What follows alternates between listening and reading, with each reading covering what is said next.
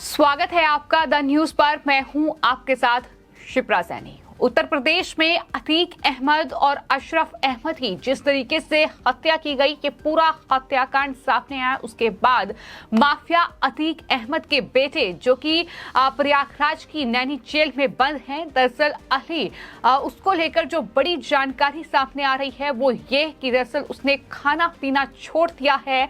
और हाल ही में ये भी खबर सामने आई कि उसने खुद को नुकसान पहुंचाने की भी कोशिश की है। अपना सर दीवार से पटककर जो है उसने फोड़ लिया है, इस तरीके की जानकारी सामने आई। लेकिन वहीं इस जानकारी को लेकर जो जेल अधिकारी हैं उनके हवाले से जो खबर सामने आई है वो ये कि दरअसल वो बिल्कुल ठीक है और ऐसी कोई खबर नहीं है। लेकिन इस तरह की लगातार खबरें जो हैं वो चल रही हैं कि जिस तरीके से अतीक अहमद जो कि गैंगस्टर था, उत्तर प्रदेश में एक बड़ा माफिया, और उसके भाई अशरफ की गोली मारकर हत्या कर दी गई। पुलिस कस्टडी में उसकी हत्या हुई है।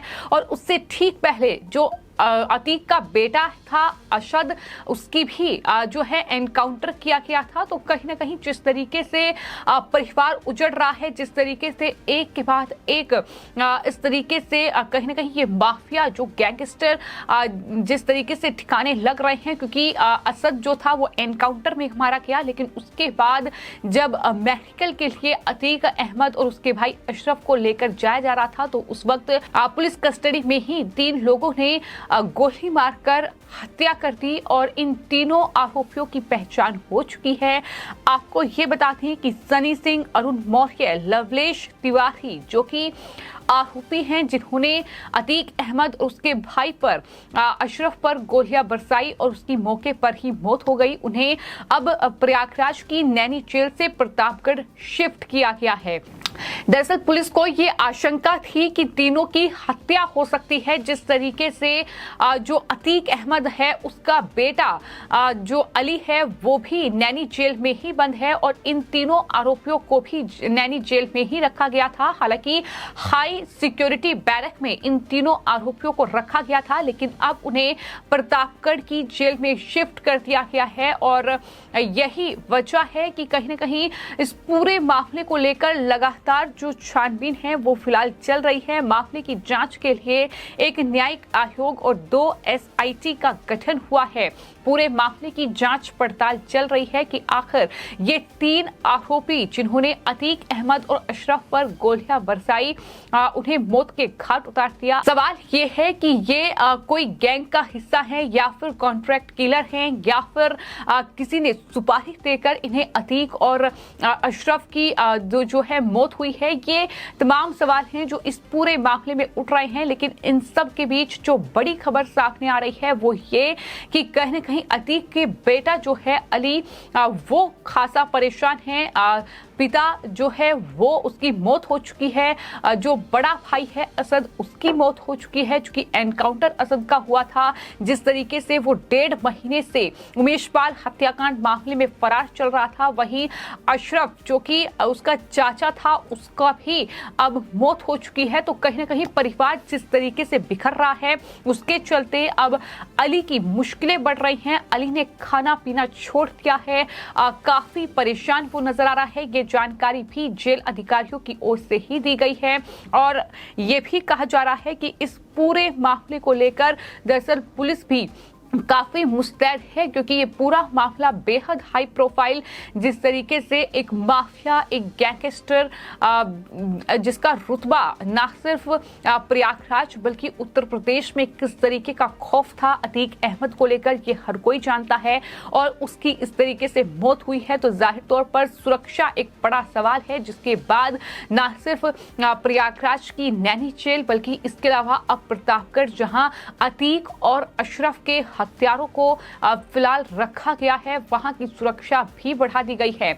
लेकिन उत्तर प्रदेश में ये जो पूरा हत्याकांड हुआ है, जिस तरीके से अतीक और अशरफ को मौत के घाट उतारा गया है, उस पर सियासत जहां एक तरफ गरमाई हुई है, विपक्ष लगातार अतीक अहमद की मौत को लेकर सवाल खड़ा कर रहा है। पुलिस प्रशासन पर, कानून व्यवस्था पर, सुरक्षा को लेकर लगातार मुख्यमंत्री योगी आदित्यनाथ को घेरा जा रहा है। लेकिन जहां एक तरफ विपक्ष सवाल खड़ा कर रहा है, तो वहीं जो विदेशी मीडिया है वो भी कहीं ना कहीं इस पूरे मामले पर उत्तर प्रदेश के मुख्यमंत्री योगी आदित्यनाथ की छवि बिगाड़ने में लगी हुई है। जिस तरीके से तमाम जो मीडिया संस्थान है, फिर चाहे वो ब्रिटिश मीडिया कंपनी बीबीसी हो, फिर चाहे वो कतर की जो मीडिया नेटवर्क है अल जजीरा वो हो, या फिर इसके अलावा कई और ऐसे मीडिया संस्थान हैं, ऐसे कई पत्रकार हैं जिनकी तरफ से ट्वीट करते हुए अतीक के समर्थन में तमाम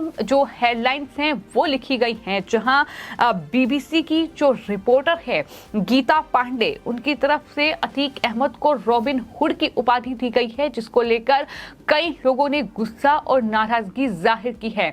आपको ये बता दें कि अतीक अहमद को लेकर बीबीसी ने जो रिपोर्ट दी है उसमें गीता पांडे जो कि बीबीसी की रिपोर्टर हैं उसकी ओर से एक ट्वीट किया गया है और लिखा ये गया है कि अतीक अहमद रॉबिन हुड एक डॉक्टर जैकेल और मिस्टर हाइड प्रकार का कैरेक्टर था, जिसने गरीब लोगों की मदद की, शादियों और स्कूल की वर्दी के लिए भुगतान किया यानी पेमेंट किया, ईद के दौरान पैसे दिए, लेकिन जघन्य अपराधों के बढ़ते आरोपों के साथ इस व्यक्तित्व की पोल खुल गई।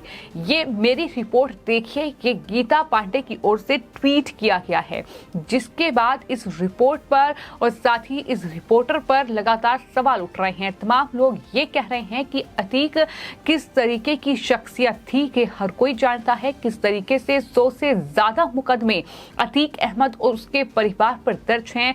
अतीक अहमद पर हत्या, रंगदारी, किडनैपिंग, ये तमाम जो आरोप थे ये लगे हुए थे। किस तरीके का आतंक उसने प्रयागराज पे फैला रखा था, किस तरीके का कहीं ना कहीं लोगों में खौफ था उसके परिवार को लेकर, अतीक अहमद को लेकर, उसके गुर्गों को लेकर, ये हर कोई जानता है। लोग उसके खिलाफ बोलने से भी डरते थे। जजों को किस तरीके से धमकी दी गई, जजों ने उसके केस की सुनवाई करने से इनकार कर दिया। इतना ही नहीं, लोगों को डराया धमकाया गया, उनकी जमीनें हड़पी गई। ये था अतीक अहमद का कैरेक्टर, जिसे जो बीबीसी की पत्रकार है गीता पांडे वो दरअसल रॉबिन हुड बता रही हैं और ये कह रही हैं कि वो गरीबों की मदद करता था, वो ईद पर लोगों को दरअसल पैसे देता था। ये तमाम जो चीजें हैं ये गीता पांडे की ओर से अपने इस आर्टिकल में लिखी गई हैं, जो कि बीबीसी, याद रखिए ये वही बीबीसी यानी ब्रिटिश मीडिया संस्थान है जिसने प्रधानमंत्री नरेंद्र मोदी की छवि धूमिल करने को लेकर 2002 गुजरात दंगों पर एक ऐसी रिपोर्ट तैयार की थी जिसके चलते प्रधानमंत्री पर प्रश्न चिन्ह लगे थे। तो ये है बीबीसी का कहीं ना कहीं असलियत, और वैसा ही कुछ जो है अल जजीरा की ओर से लिखा गया है जो कि कतर का मीडिया नेटवर्क है, उसने भी जो अपनी हेडलाइन छापी है उसमें ये लिखा है कि भारत में पूर्व सांसद अतीक अहमद और उसके भाई की लाइव टीवी पर गोली मारकर हत्या कर दी गई। यानी ये नहीं बताया गया है कि वो कितना बड़ा गैंगस्टर था, वो कितना बड़ा माफिया डॉन था, उसने किस तरीके से लोगों की जिंदगी को उजाड़ा था, लेकिन उसे भारत का पूर्व सांसद कहकर हेडलाइन में संबोधित किया गया है। ये अपने आप में दिखाता है कि किस तरीके से कहीं ना कहीं उसका बखान किया जा रहा है, किस तरीके से उसके समर्थन में ये तमाम जो मीडिया संस्थान हैं ये अपनी रिपोर्ट लिख रहा है। लेकिन वहीं आपको ये बता दें कि रसिया का जो मीडिया नेटवर्क है आरटी, उसके जरिए से ये हेडलाइन लिखी गई है कि गैंगस्टर से नेता बने, लाइव टीवी पर मारे गए अतीक अहमद और उसके भाई को उत्तरी भारत में पत्रकारों के रूप में पेश करने वाले बंदूकधारियों ने गोली मार दी। तो ये हेडलाइन जो है वो रशिया के जो रशिया स्टेट एफिलिएटेड मीडिया है उसकी तरफ से लिखी गई है। लेकिन वही बात अगर अल जजीरा की जाए तो अल जजीरा गवर्नमेंट फंडेड मीडिया है, यानी गवर्नमेंट जो है फंड उसे करती है। बीबीसी की अगर बात की जाए तो हाल ही में ट्विटर ने बीबीसी पर भी गवर्नमेंट फंडेड मीडिया का टैग लगाया था और ये कहा था कि ब्रिटेन की जो सरकार है वो दरअसल इस मीडिया संस्थान को फंड करती है, जिसको लेकर काफी बहस भी देखने को मिली थी। तो कुल मिलाकर इस पूरे मामले पर जो मीडिया है उसमें भी कहीं ना कहीं जो है ये देखने को मिल रहा है कि किस तरीके से बटे हुए हैं। जहां भारत में साफ तौर पर इसको लेकर कवरेज जारी है और विपक्ष लगातार इस हत्याकांड पर सवाल उठा रहा है। हालांकि इसकी जांच लगातार जारी है। 2 एसटीएफ का गठन किया गया है, वही न्यायिक आयोग का गठन किया गया है। तो जांच लगातार जारी है। बावजूद इसके किस तरीके से उस मीडिया ने इसे दिखाया है, जो मीडिया भारत के खिलाफ लगातार कवरेज करता रहा है, लगातार भारत के खिलाफ जो है वो रिपोर्ट छापी गई है ताकि भारत के प्रधानमंत्री नरेंद्र मोदी और उत्तर प्रदेश के मुख्यमंत्री योगी आदित्यनाथ की छवि को धूमिल किया जा सके। और कहीं ना कहीं यही मकसद विपक्षी दलों का भी है।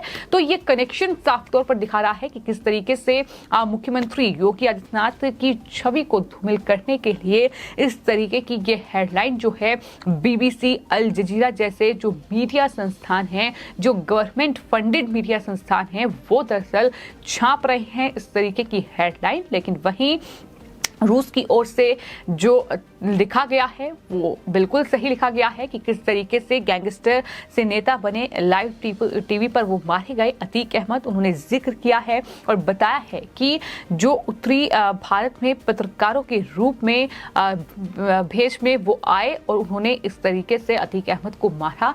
तो ये जो है तमाम बातें लिखी गई हैं। लेकिन कुल मिलाकर अतीक अहमद और अशरफ अहमद का जो पूरा हत्याकांड हुआ है प्रयागराज में, जब उसे मेडिकल के लिए लेकर जाया जा रहा था, तब दरअसल कुछ जो आरोपी थे जिन्होंने सरेंडर कर दिया, ये 3 लोग थे जिन्होंने इस पूरे हत्याकांड को अंजाम दिया। अब तफ्तीश इसी बात को लेकर जारी है कि क्या ये कॉन्ट्रैक्ट किलर थे, क्या सुपारी मिली थी अतीक और अशरफ की हत्या की, आखिर क्या वजह थी कि उन्होंने इस तरीके से कनपटी पर बंदूक से सटाकर अतीक को वहीं ढेर कर दिया, अशरफ को वहीं मौत के घाट उतार दिया। तो ये तमाम चीजें हैं जो जांच का विषय है और जांच चल रही है।